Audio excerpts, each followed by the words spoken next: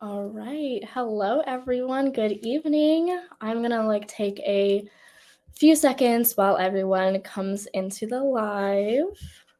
Okay, fantastic. Ooh, I'm going to show that. Okay, great. Ooh. Okay. Hello, welcome in. Okay. So I'll let y'all trickle in a little bit. Okay, great. Okay, hello everyone. Good evening. My name is Haley, and I couldn't be more thrilled for what we have in store for the next hour. So we are the Novel Neighbor. We are a woman-owned and independently operated bookstore located in St. Louis, Missouri. Before I introduce our authors, I just want to let you know for our plan for the evening. So our authors will join me in a moment to celebrate the release of The Raven Thief. Towards the end of the event, we will have an audience Q&A. So if you have any questions you'd love to ask Elle or Gigi, please feel free to drop it in the comments section of whichever platform you're viewing this on at any time. So that way we can make sure to ask it. So that is enough from me. I am super excited to introduce our authors for tonight. So Elle Cosimano is a New York Times and USA Today bestselling author, an International Thriller Award winner, and an Edgar Award nominee. Elle's debut novel for adults, Finley Donovan is Killing It, kicked off a witty, fast-paced contemporary mystery series, which was a People magazine pick and was named one of New York Public Library's best books of 2021. The third book in the series, Finley Donovan Jumps the Gun, was an instant New York Times bestseller. In addition to writing novels for teens and adults, her essays have appeared in HuffPost and Time. Cosimano lives with her husband and two sons in Virginia. Gigi Pandian is the USA Today best-selling and multi-award-winning author of The Secret Staircase Mysteries, inspired by elements from her own family background.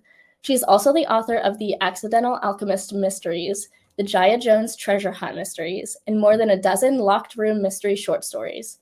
Pandian has won Agatha, Anthony, Lefty, and Derringer Awards, and was a finalist for an Edgar Award. A breast cancer survivor and an accidental almost vegan who adores cooking, she lives with her husband in Northern California. All right, so let me add them into the stream. All right, hello. Welcome, Gigi and Elle. How are y'all doing tonight? It's great to be here. Thank you. Yes. Of course. All right, so I will leave you all to it. Thank you. Thanks. Hey, Gigi, it's good to see you again. Yes, wonderful to see you too, Elle. It's been a while, so thank you so much for doing this evening. This is a treat, and I'm so excited. We've got some great stuff to talk about tonight. All of it centered around mysteries and your amazing book, which is out in the world. And so we have just so many great questions in store for you tonight. I know I have a bunch that I want to ask, and we're going to leave plenty of time for audience questions at the end of our broadcast. So as you all think of them, everyone out there, take notes and write down your questions. As a mystery author myself, I am committed to keeping it a spoiler-free conversation. So I will do my best to avoid spoilers as we go. And if you all could do the same with your questions at the end, that would be awesome.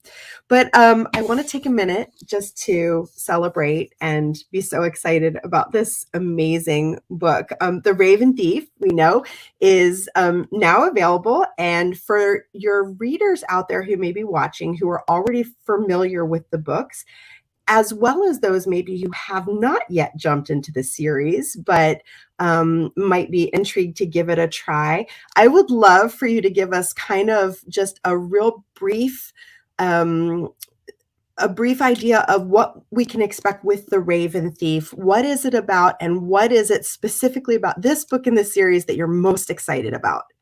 Okay. So that is the most excited. You've started off with the most difficult question imaginable, which is so fun because I'm excited about so many things about this new book in the series.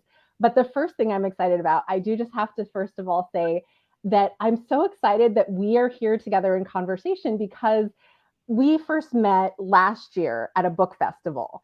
Yes. And I was already a fan of Finley Donovan when we first met. And one of the coolest things about being a writer is just being able to meet a favorite author and realizing, wow, she's such a cool person. And so that was just really cool to be able to do that. And so now, a year later, being chatting here with you, it's just, I'm really excited about this. But yes, so I'm excited about this, but I'm so excited that The Raven Thief is out this week. And so for folks who don't know about the Secret Staircase mystery series, I'll just say the premise of the whole series is that Secret Staircase Construction is a very special home renovation company. They build magic into people's homes through things like sliding bookcases and hidden rooms. And Tempest Raj, the main character of the books, is a stage illusionist who grew up in this family business. But now, as an adult, she's a stage magician until her career is sabotaged. And so she is forced to move home to her childhood bedroom. But even then, it's a pretty cool childhood bedroom because she has her own secret staircase. But as a stage illusionist, she is the perfect person to see through misdirection, which is how in this magical home renovation company, she is also the one in the family who is able to solve the mysteries that they find on different job sites. So in The Raven Thief, Tempest and the Secret Staircase construction crew have just finished renovating a home interior that is mystery novel themed. So the owner has just gotten divorced and wants to redo this whole floor of the house in the style of her favorite mystery novel. So I get to pay homage to so many of my favorite mysteries in the book too, which is a very fun element I'm excited about. So they're all excited about this, but then they have a housewarming party to finish the job being finished, but a dead body crashes the party. So it is up to Tempest, when her grandfather becomes the main suspect, to get to the bottom of what's going on. I love that. And dead bodies crashing parties, those are the best kinds of parties. So yes, we're off to a running start with this one. I want to talk a little bit about you've been called and are frequently referred to as one of the very best mystery authors working in locked room mysteries today. And we know that The Raven Thief is a locked room mystery. And locked room mysteries are often confused with closed circle mysteries. And so I thought it would be really helpful maybe for all of us watching, if you could kind of help us differentiate the two. What is it specifically that makes a book a locked room mystery versus a closed circle mystery? And what are the unique challenges of one versus the other? Yeah, so I love this question because both locked room and closed circle mysteries are such fun, but there is a distinction in that locked room mysteries are when a crime looks truly impossible. So think about somebody that there's a snowstorm and there's an isolated building that you can see on the hillside through the snow. The murder victim, who's not dead yet, we see them walking through the snow, only one set of footprints go up to this secluded house. But then later, when they're found dead, there's nobody else around, no sets of footprints, nobody else there. So it is not just the fact that it's secluded, but the fact that it truly looks impossible and that it looks like there had to have been a supernatural explanation, because it's not just who done it, but also how. Compared to closed circle mysteries, where if there's 8 characters who are on a secluded island and all the boats are gone, and they're just there. So there's often a lot of overlap between the two. You can have both. So if you have characters that are in this isolated setting and then something looks truly impossible, then you have both. But there is that distinction that I love both. So if there's a country manor house mystery, I am in. Those are so fun. But if it doesn't look impossible, then it's just a closed circle. And I guess the reason that it's worth it to make a distinction is because I feel like we all are in the mood for different types of books sometimes. And so a locked room mystery really is the ultimate puzzle. So if you want to work the puzzle part of your brain and have fun on a really puzzling romp, then you know that you're looking for which of the characters did it, but also how on earth it was done. So it just adds this whole added layer of mystery. And so they're lots of fun. And something too that often goes hand in hand with a locked room mystery that I love in my favorite ones, and that I've tried to do in The Raven Thief and my other locked room mysteries, is that because it looks like that there could only be a supernatural explanation, there's often like really cool, creepy, cool elements that seem like ghost stories, that is this a family curse? Like Tempest family has this supposed family curse. And so really like figuring out, is it the curse or is it this ghost that's here? Or can you possibly figure out a rational explanation? So it's just fun. I love that. And that's kind of unique to your books too. I mean, obviously the locked room component is something that you do incredibly well. But another thing that seems to kind of brand your books are this idea of kind of like almost a gothic cozy. I've seen you refer to these books as gothic cozies, and I love genre bending in general. So this fascinates me. So do you find like is that unique to Secret Staircase, or have you always loved incorporating these cool gothic elements? It's one of those things that you don't realize what you're doing when you're doing it. I don't know if you found this as well, like when you were writing the first Finley, if you knew exactly how genre bending you were being. But yeah, so that's the fun thing about it, that when I look back on earlier books that I had written, I see similar threads that are going through them because we write what we love and that's what pours out of us into our books. And so Gothic Cozy to me is that I'm a huge fan of Gothic mysteries and Edgar Allan Poe short stories, but Poe, little dark for me. Like I love them. I love the macabre. I love all these things, but my style, not that dark. I want to be swept up in a story with likable characters who are not going to have something horrible happen to our main character at the end. You want them to be in peril a bit, but I also don't want to like be reading or writing books where that our heroine who we've gotten so invested in is going to end up something horrible, like a horrible fate happening to her. I don't want that. I don't want that for Tempest. I don't want that for Finley. It's not a spoiler to, go into the types of books we write knowing that. So I love to be able to layer on Gothic elements, but in a cozier way that you can still have fun hanging out with Tempest and her friends and family, knowing that nobody is going to stab her in the back, either figuratively or literally. I love that. And I think to some degree we both write, we write the lighter mysteries, but they're almost rompy. There's almost that. And I've seen so many interviews with you where you reference back to your childhood love of Scooby-Doo. And I was massive Scooby-Doo fan growing up. So like, I feel that deeply. And I feel like, that's kind of a common thread connecting our books is that there is some sense of suspense. There are moments when you're feeling a little on edge of your seat, but it's always light and fast and in good fun. And I think we leave the books feeling good at the end. There's kind of that feel good element to them, and I love that. I know that you were kind of a fan of those kinds of stories growing up, but what is it that draws you to writing those kinds of stories as opposed to, I mean, we see so many of the more traditional kind of darker thrillers and mysteries that have much more serious tones to them, and certainly where the heroes and heroines are experiencing some, I mean, they're suffering, there's some really dark things happening in those books, but what specifically draws you to writing these kinds of books? I think it's again one of those things that I know the moment when I started consciously doing it, but I was already doing it just because that was already something in me, that I love all types of mysteries. I do admit probably 80% of the genre fiction I read is mystery fiction. I love, when I find something else good, like I love a good romance or historical fiction or something, but I'm just drawn to mysteries for the most part across genres. But the lighter mysteries, the fun, rompier ones, the moment that really crystallized it for me was that so the month after my 36th birthday, I was diagnosed with aggressive breast cancer.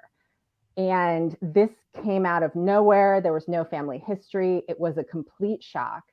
And I okay, I have to go on a tangent too, because I just have to give a shout out to my wonderful writers group, because in addition to my family, my writers group like were the best like during this whole time. Like they helped, take off some of the burden from my family when I, needed things. And they also bought me my mystery writerly wig. It had this streak of red in it, which I never would have, gotten for myself, but was perfect because I lost all my hair during chemo.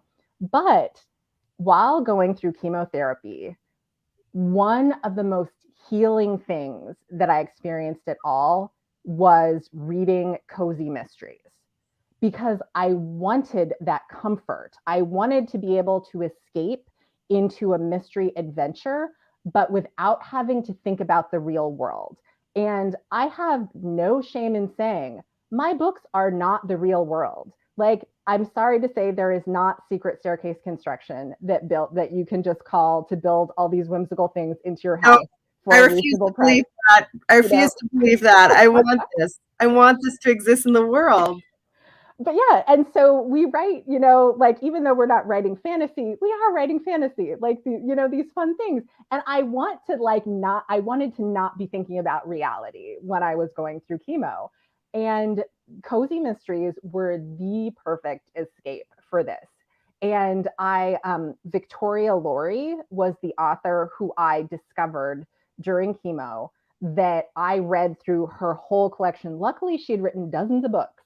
And so I was able to read all of those, plus discover other authors. But that was a time, even though at this point in time, not everything I read is lighthearted fiction, a lot of it is. But that year going through chemo, everything that was really speaking to me was lighthearted fiction, nothing realistic in it, but still just such fun. And I could forget about what I was going through and how bad I was feeling. And so that's why now today, when I'll hear from readers that my books help them get through a difficult period of time, those letters are just so meaningful, because I remember that. And there is something that books can do for people that it's really special to me now when I hear from readers. I really believe that that's why I feel like cozies are sort of cresting a wave right now, that we're seeing a renewed excitement in the market for these kinds of stories. And I think it's because so many people are now discovering them and recognizing that they feel good to read, that they're fun. Yeah. So I'm hearing that so often now, that people are saying, I've never read cozies before. And all of a sudden I'm discovering cozies and they feel so good. So it's limelight, that's exciting. I want to go back, because I know the viewers are going to have a ton of questions, and I still have a ton of questions. Okay, let's get to it. I want to go back to the secret staircases and the construction company, and because I'm obsessed. I'm obsessed with this whole premise. I think it's brilliant, and I think it's delightful, and it was my favorite thing about these books, is it's such a unique idea. And I was wondering two things. What inspired this whole idea of a construction company that builds these really unique, almost magical spaces? And do you, in your own home or writing space, have any cool, secret, puzzly, unique spaces of your own? So this is definitely a wish fulfillment aspect. So I live in the San Francisco Bay Area. So therefore, my house is very, very small. And so we've built bookcases into, and when I say we, I mean my wonderful husband has built bookcases into every spare nook and cranny of our little house. We even, a couple of years ago, the wall with the fireplace, he just covered it with built-in bookshelves by the fireplace. So this is just one of my many bookcases behind me. So this is like a real one, but we've done so many built-ins everywhere here. But it's a small enough house that it's all we can do to have the bookcases. You slide them open and you get a wall. There isn't room yet, so it's wish fulfillment. But also, architect was the first job that when I was a little kid, when I was a little kid, reading and loving Scooby-Doo and watching that, and making up my own Scooby-Doo stories and reading all. I had Scooby-Doo picture books too; those were the best because I couldn't get enough Scooby-Doo. Architecture, that was the first job that I thought I wanted to have. And so I didn't play with dolls when I was a little kid. I built things out of all kinds of blocks. And when I didn't have blocks, I used to build all these domino houses too. So I just used anything I could to build things. So that was, just like little kid thing that I'm going to be an architect. But, that was just little kid thing. And I never, like, life went in a completely different direction. But I've always still loved architecture and architectural details. And so now that I write fiction for my career, I can create whatever cool jobs for people I want. And so I went back to that first love of architecture. And even though I haven't been able to build any of those things into my house yet, I still get to imagine all of these really cool things. And I will say too that did you watch the show Wednesday Adam, based on Wednesday Addams? Have you watched it yet? Not yet. I'm dying to see it though. So I highly recommend it. I do think it is very gothic cozy, actually, because it's very gothic, but without being too dark. But there's this fireplace in Nevermore Academy that when I saw that, I'm like, oh my God, this is Gideon's fireplace that he built. And so if you read the Secret Staircase books and know that Gideon, who works at Secret Staircase Construction, that he is a sculptor and does lots of stone carving things, and the stone fireplace that he built into his house, it is basically that fireplace that you will see in Wednesday in Nevermore Academy. So it's actually based on an Italian fireplace that I saw, before. So they got it from that. So we all got it from these Italian, really cool. It's like a monster dragon Gorgon head, like this mouth that's open, that is the fireplace opening. I love that. And you do such an amazing job of painting that setting, painting those images that they come to life on the page. They really are magical. Oh, thank you. And there's so much about these books that's magical. And magic is a theme that you kind of thread through these stories. And I had seen in an interview where you had kind of talked about some of the research that you had done into magic and magicians and their process. And I thought it was fascinating because you said that a lot of magicians will imagine or kind of come up with the idea for the illusion that they want to create. And then they work themselves almost backwards into how to make it work, like how to make it happen. And I was wondering, from a storytelling element, so much of our craft is kind of picturing the story that we want to write. And I was wondering if you find any similarities in your process. Like, when you're working on a mystery, do you reverse engineer it? Like, do you know the who done it and the how done it ahead? Or is that something that you start at the beginning and kind of it's a process of discovery? Okay, so I'm going to share a secret because it's you, Elle. So you get the secret. So I always think I know when I start writing. I think I know what is going to happen, but I am always wrong, always. And I actually realized this like a couple of books ago that. So I need an outline before I can sit down and write. I need to think I have the roadmap outline of what's happening because I have all these characters in my head and I, have the general sense of what's happening. But in the process, I know the outline is inevitably going to go out the window, which I take as a good sign because it means my characters are really real and they will say, no, I'm not doing that. And they'll insist on doing something else completely. So I know to just go with that.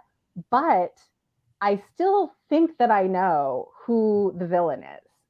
And I'm always wrong. I'm always wrong. And I'm still surprised by this. You would think, like, this is my 14th novel. You would think that I would have figured this out by now, but I'm still always surprised that this happens. And I mean, I'll take it as a good sign that the characters have just come to life so much that they tell me what's actually supposed to happen. And so as much as I think that I can engineer things as cleanly as you have to do for a magic trick, it doesn't work. But what is the same in my writing as a magic trick is that because I love mysteries that really have a fair play puzzle plot, so meaning that all the clues are there so that the reader can figure things out at the same time as Tempest if they're closely paying attention, even though I hope you won't because it's more fun. Like I love puzzle plot mysteries and I don't want to figure it out. I want to be surprised, but then, see it all come together. But the misdirection that you have to create when you're creating puzzle plot mysteries is so much the same as stage magic. And I love that. And I got into stage magic not through, I know lots of kids just love magic just because it's like one of the things that's like fun for kids. But for me, I got into magic because I loved mystery fiction and classic mystery fiction.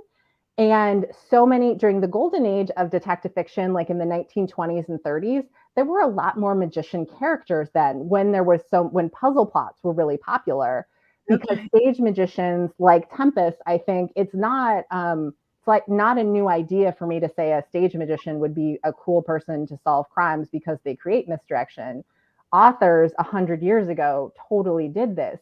I just hadn't seen it done for a modernized, updated audience. And so I wanted to put my own spin on it. And I wanted to create more novels that would have a cast of characters that were more diverse and looked like my family and the people in my life, plus that had more character depth than some of those puzzle plots.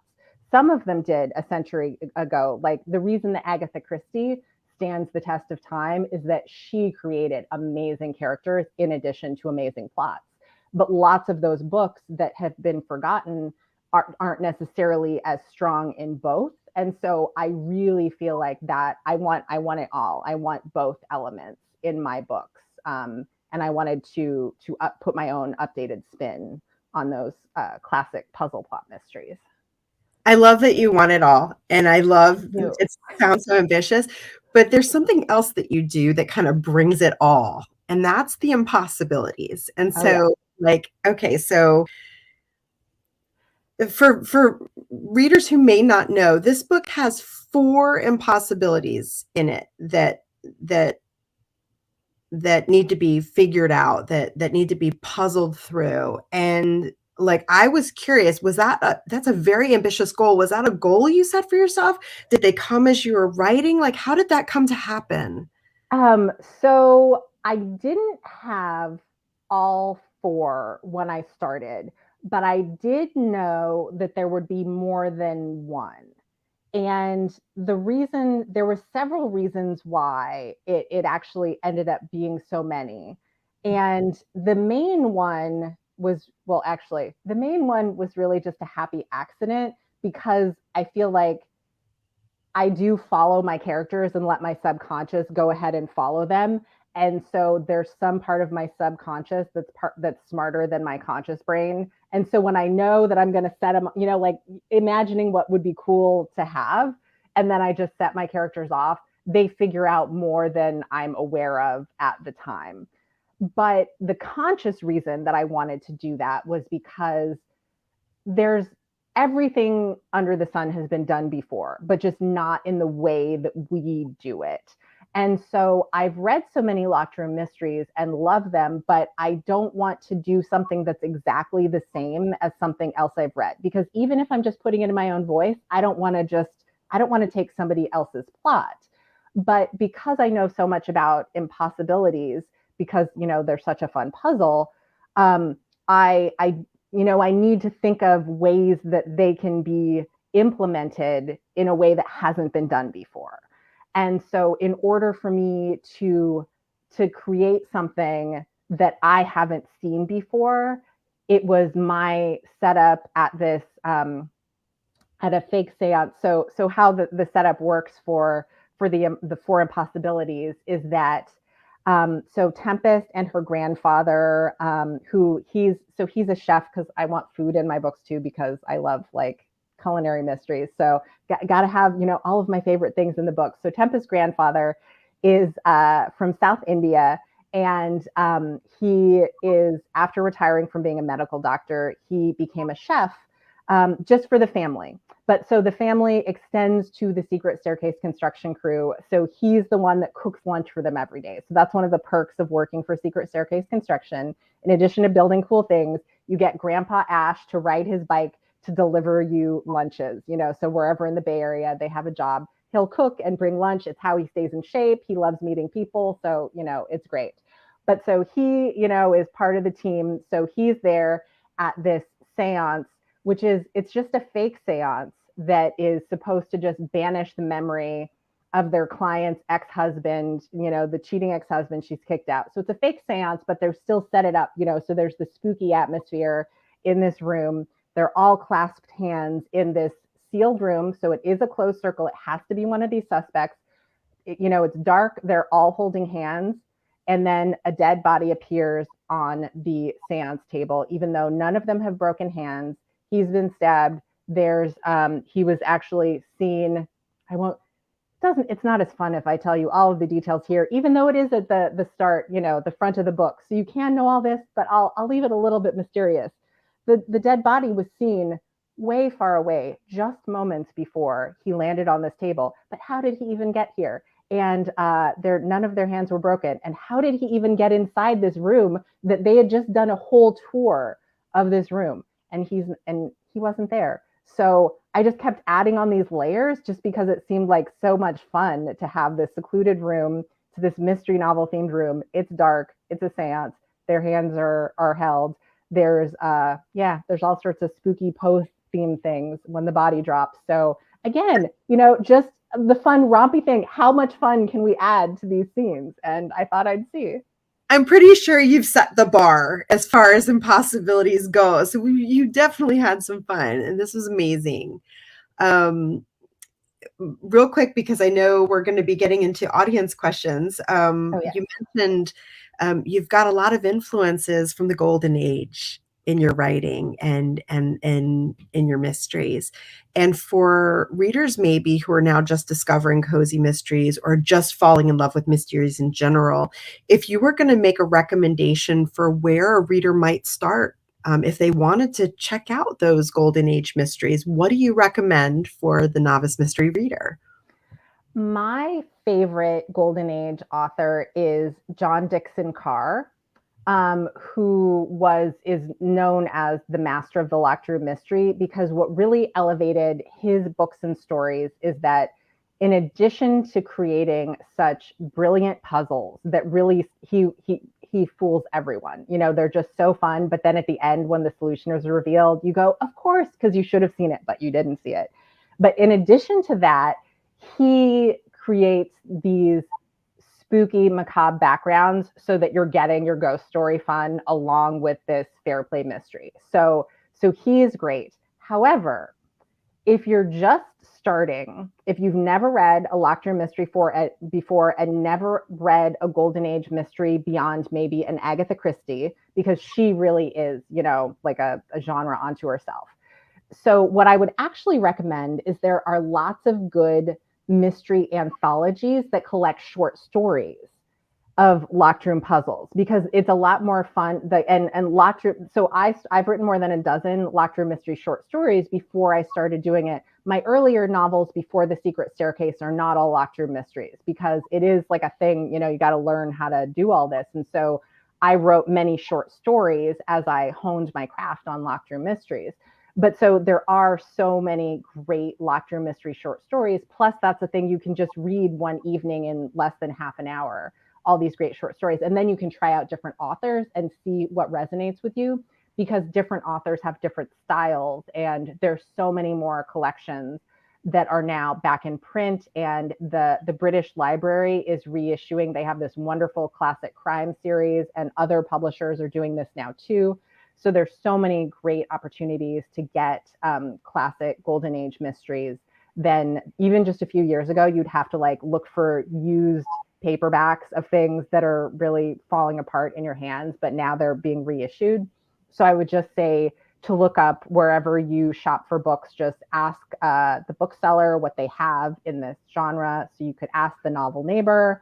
like what they would recommend, and that they can get for you in case they don't have it in the store. But there's really so many things to start. But I would say start with short fiction anthologies, to see whose voice you like before you go check out their books. Awesome. And then in kind of moving to the more contemporary books, is there anything that you've read recently in terms of contemporary mysteries that really spoke to you, or something that you think was really fun? Okay, so I pulled a couple things off my shelf that from my bedside that are my current to be read pile. So I'm halfway through the new Finley because I love Finley. We gotta love Finley. So one of my absolute favorites, Deanna Rayburn. So her new book, which came out just this past month. So I haven't read this yet, but all of her Veronica Speedwell novels are just fantastic. I recently read Mia P. Manansala, who writes a culinary, cozy Filipina character. Like those are such fun, cozy mysteries. Yeah, so those are, but I'm all caught up there. So I don't have it on my bedside table. So I just pulled my bedside table. I have those somewhere on my bookshelf there. But then the last thing I'll say is just Arsenic and Adobo, I think, was the first one. Arsenic and Adobo is the one to start with. That's the first book in the series. And then one of my writer friends just sent me this book, which is a nonfiction book. It's called The Creative Act. It's by Rick Rubin, the music producer. And the reason I mention it is it's not just for writers, but it's for anyone who wants creative inspiration. And she knew that, so I have so the way that publishing works is the schedule, the timeline of things sometimes lines up in a way to make my head explode, but it's all good. So I have The Raven Thief came out this week. Next week, I have revisions on the third book in the Secret Staircase Mystery Series due to my wonderful editor at Vinify Books. And so I was talking to writer friends the other day, and I was like, this is so good. The book is almost there. It's almost there. Because we always want to write the next book we write. We want to push ourselves to make it even like the best book we've ever written, each next thing. So I'm at the point where I'm like, the book is very good. I could push it and make it a little bit better. And so my head is exploding a little bit this week in a very good way. And so so the Creative Act just showed up on my doorstep, that after I had just been talking to my friend, she just like delivered the book to me. And she's like, this will be a wonderful thing. And it is. It's just all these short essays that just, about being creative and in applying to any aspect of your life. It reminds me of, I don't know, Elle, if you read Elizabeth Gilbert's Big Magic. Not yet, no. Okay.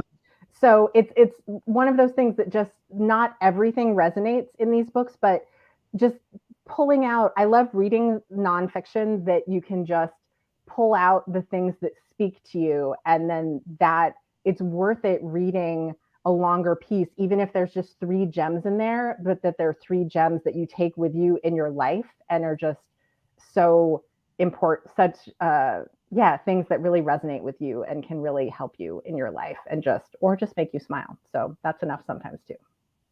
I love it. And, in between drafts and in between books, it's nice to take in information and material and stories and, from other people, because we kind of need that brain break too. And it's sort of a palate cleanser and a refresher, and it can be invigorating. I know for me, it can be invigorating to take that time between drafts and take in. Do I remember that you're a nighttime writer? I am a nighttime writer.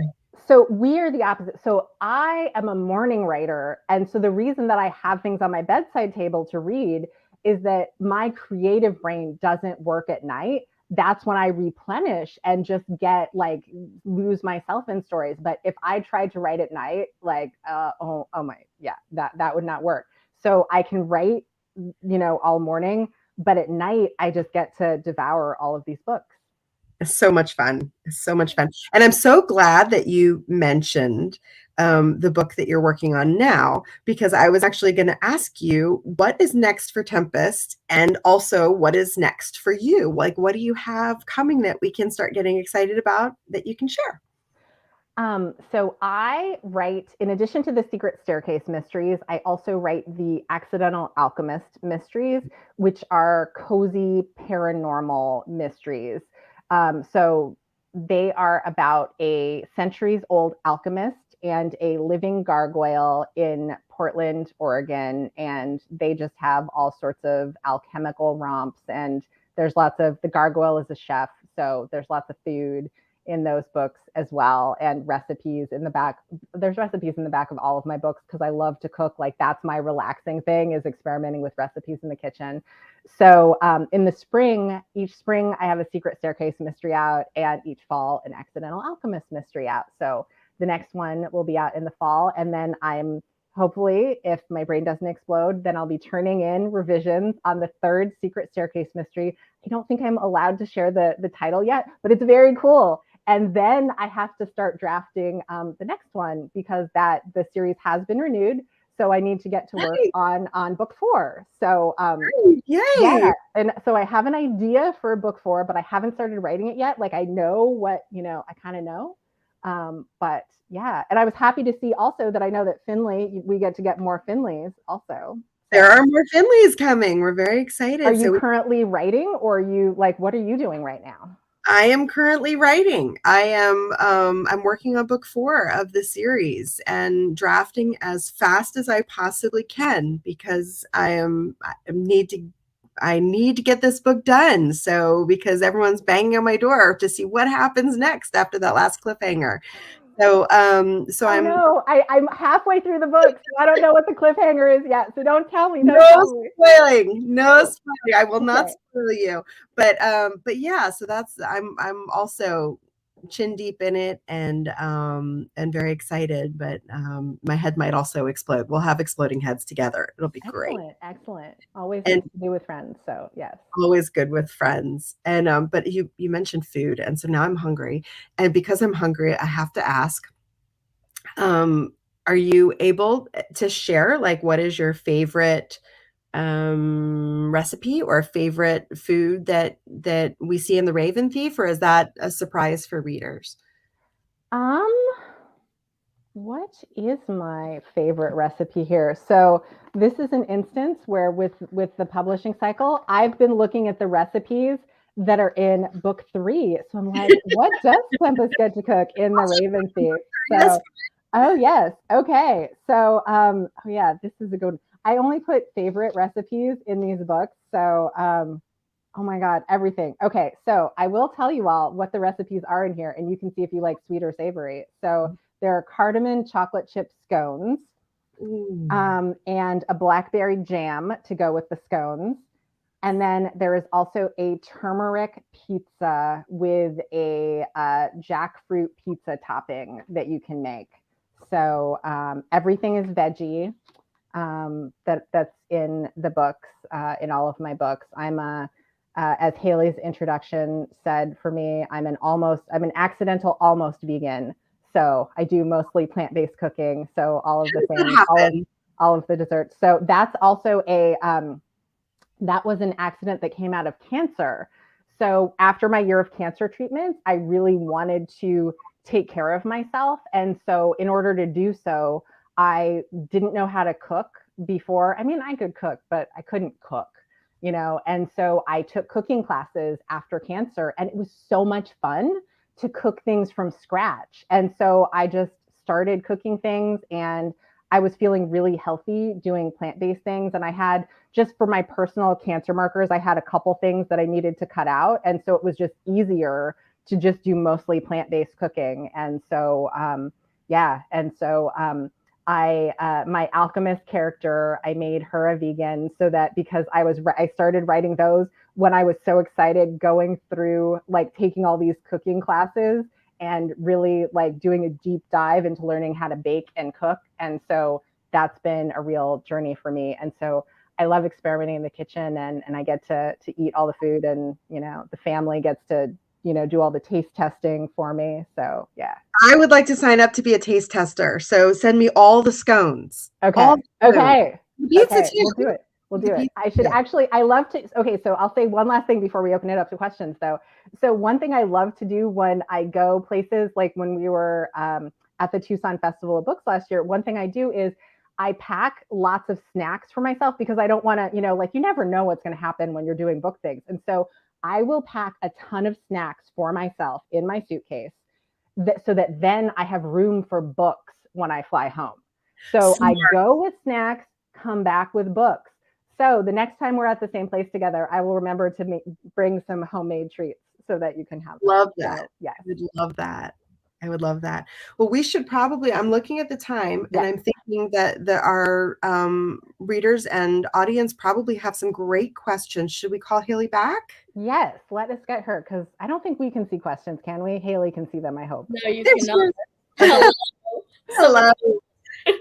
Hello. Okay, so before we go into the Q&As, I do have like a fun little this or that questions that we love to play with our authors. It's just like a quick speed round, this or that. All right, so my first one is cozy or high stakes?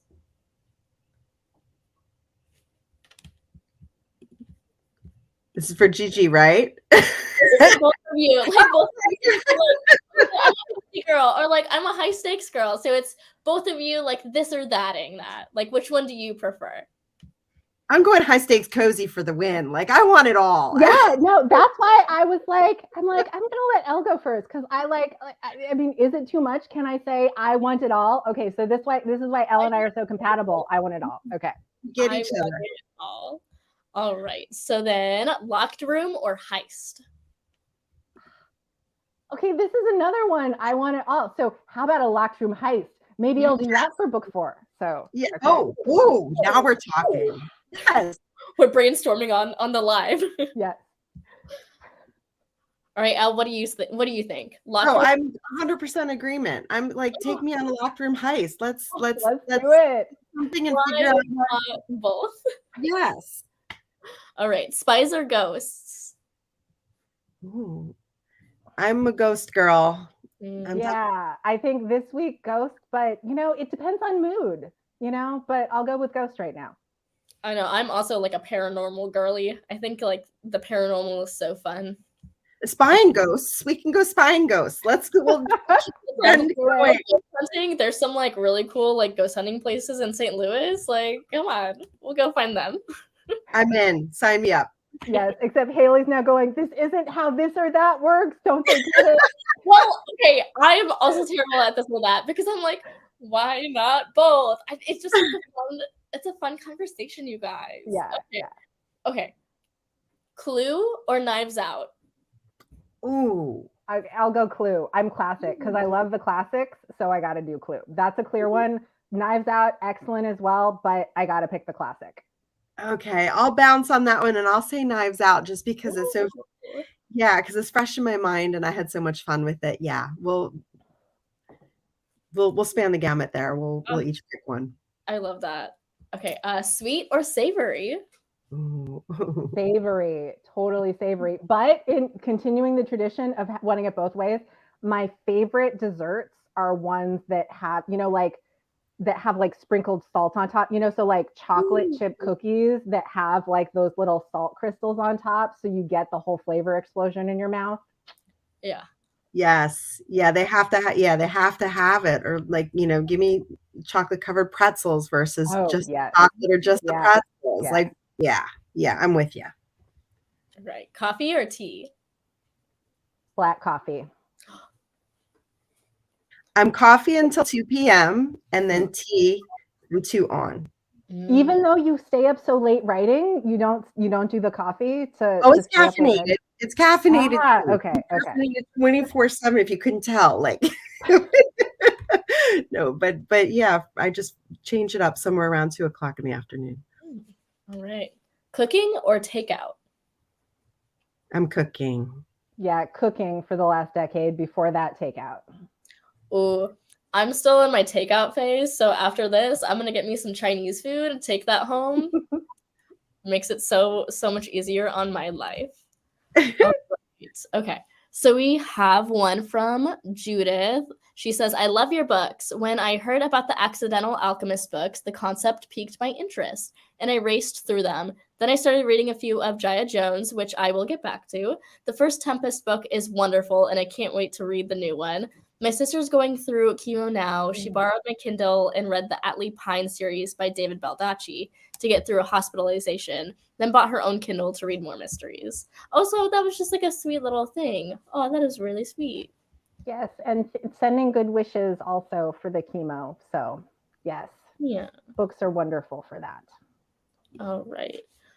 Someone asked, what is your favorite part about each other's characters? Wow. Okay, I know what I love about Finley. I love that she is just all in for her family and the people she cares about. Like she doesn't, so it's like frustrating that she doesn't always think before she acts and does things, but she's like, oh no, I'm all in. I got to go do this. And you're there for her. And that's the fun, like, that's why I love these lighthearted books. Cause like, I want to be friends with people who are like that, who like aren't just like whatever selfish people who are, you inside their head. I don't know. Like I want the characters that you want to be friends with. That's who is fun spending time with in the pages of a book. I think, and same with Tempest, is like the relationships, I think, that really show us who these characters are. And I love and adore her relationship with her grandpa. And for me, that was like, a lot of times we think of cozies as being low stakes, but stakes are all about what they mean to that character.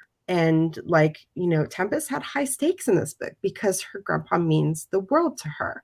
And so like, I think that's where I felt most connected to her. It was like the same thing. You love and want to cheer for a character with a big heart, with an awesome found family, with good, with things that and relationships that mean something to her. So on that note, like a question of mine is what would happen if Tempest and Finley met? Like how would they react to each other? Oh, wow. That would be fun. So I have to say, I don't think that they would immediately get along because Finley has too many secrets and you can't keep those secrets from Tempest. Even if you can keep those secrets from love interest, you cannot keep those. Like she'll see, like she's used to the signs seeing through that misdirection. So she would be very skeptical of Finley at first until they have whatever bonding, like Trump, like incident happens, she would be skeptical. She would be pirouetting all over the place to solve those secrets. Like I could completely see it. But yeah, I think you probably hit the nail on the head there. That I think they're kind of very different personalities, but they're, I think, where they would come together and maybe make a fantastic pairing is their sleuthing ability. And so I think they're both they're both resilient and determined and persistent. And so I think I could see that being the connective tissue that eventually draws them together. Yeah, and non-traditional sleuths, so they're not going to just trust, like people who know how to normally conduct an investigation. They're going to be doing their thinking outside the box for this needs to get done. How do we get this done? Right. Mm-hmm. Also, like on that same vein, you guys spend a lot of time with these main characters. Like, what do you miss most about writing them, like in between like each book? Like, if that makes sense. So I am a notebook writer and like on paper. And so since we've already established I want it all, so I don't want to miss my characters too much. So I have my paper notebook. So like if I have ideas for what other things that I want to fit in, and it's again, I'm fooling myself. I have so many, like I have dozens of pages that, from the Raven Thief that I like got cut and I'm like, save for later. Later doesn't happen, but I still have these scenes that are fun with the characters. They just don't fit. But so I'll still write those things and then they might fit into something in the future or they might not. But I still, if I want to like spend time with them and write something down, then I'll do it. I don't get a lot of time away from Finley right now, which is wonderful in so many ways, and I'm so grateful for it, because it's my only project right now, so I go right from one Finley project to another Finley project.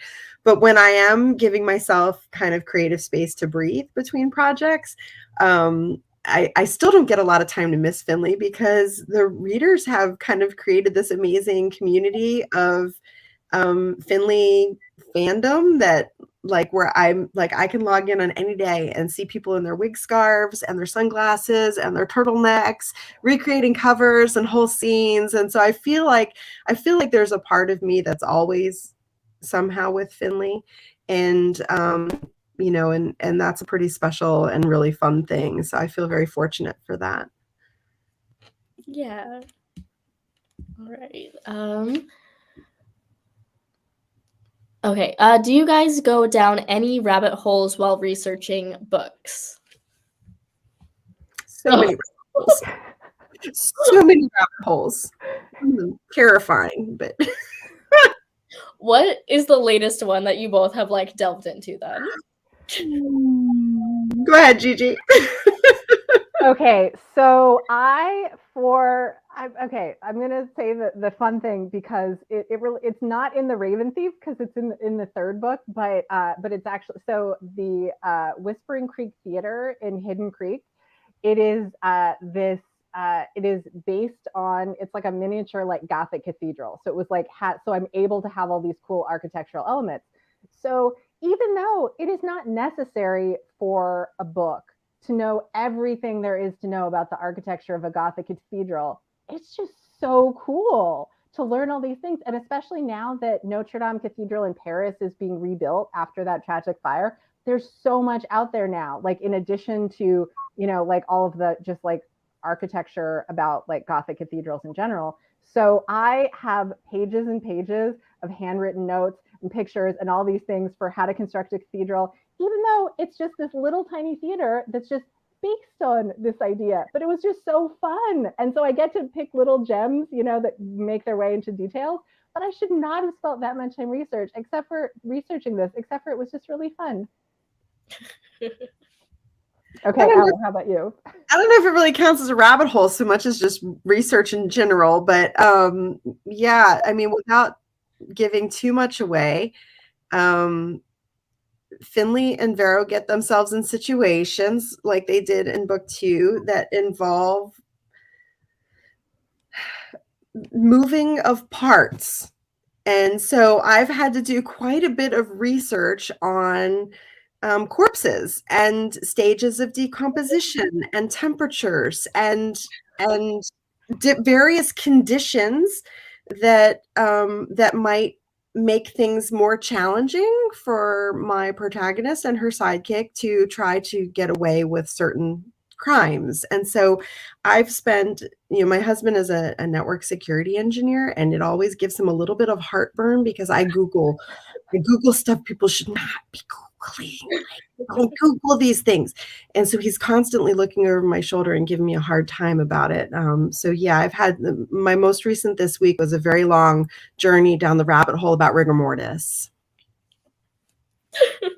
The stages of rigor mortis. Stages. Yeah. Yes. Mm-hmm. All right. Let's do one last question for the evening. So what excites you both most about the future of the mystery genre? Oh, wow. I have such strong feelings about this that I feel that we really are in a new golden age of mystery fiction that is made possible by lots of converging factors. So I will try to be quick here, but I have very strong feelings here. So first of all, I love that there is so much diverse fiction that is out there now. And that, I mean that in so many different ways, both because I didn't see, when I was a kid, I didn't see families that looked in books, I didn't see characters that looked like me and my multicultural family nearly as much as I do now, which is awesome. but also in terms of the way that genre expectations can be defined with like the diversity of like what types of stories are told, even because like Elle and I both write mysteries that don't really fit one particular mystery subgenre. But we're finding readers, which is so exciting. And in the past, I feel like it was more restrictive, that publishers thought, okay, this is what we can market. You know, you need to, even when I was starting in publishing, I heard that a lot more of, this doesn't quite fit. Can you, shoehorn it here? And I'm like, nope, that's sorry. But so it took longer, but that's okay. Because I was able to still write what I wanted to write. And so now that there's so much more of that, plus there's so many more publishing options. And so there's lots of publishers able to do things. So there's so many more readers can find, like whatever types of books they're into, you can find now. And also the last thing, there's so many books being translated now than ever before. So personally, I love Japanese mysteries, and because there's a whole tradition of Japanese mysteries that continued after puzzle plots of the golden age of Western detective fiction fell out of fashion. Japanese authors kept writing this, but those books weren't translated into English, so now they are, which is very exciting. So I rambled on long enough, so I will stop now. But yeah, I'm excited. Yeah, and I think along with that too, not just that there's so many forms of publishing now too, but also the way readers are finding mysteries is so different now. And so it used to be, I think, that everything was so rigidly shelved and characterized because of the way we had to find books, because the way we had to recommend books or sell books, everything needed a very specific shelf. And, kind of along the lines of genre bending and everything else, I think a lot of the reasons that we're now finding that books that maybe straddle those lines a little bit, or that have kind of a different tone or a different feel, or kind of maybe do more than one thing with their mystery, readers are able to find those more easily. Readers are able to share them with each other more easily because of the way we're finding books and online and social media and everything being such a huge part of that. And so I feel like maybe books like Gigi and I write, mysteries, yes, but kind of maybe different mysteries, are finding broader, more global audiences. They're able to be found. And so I think with the success of all of those, as mysteries continue to kind of branch out and grow in new and exciting directions and see success, it kind of might encourage more of that.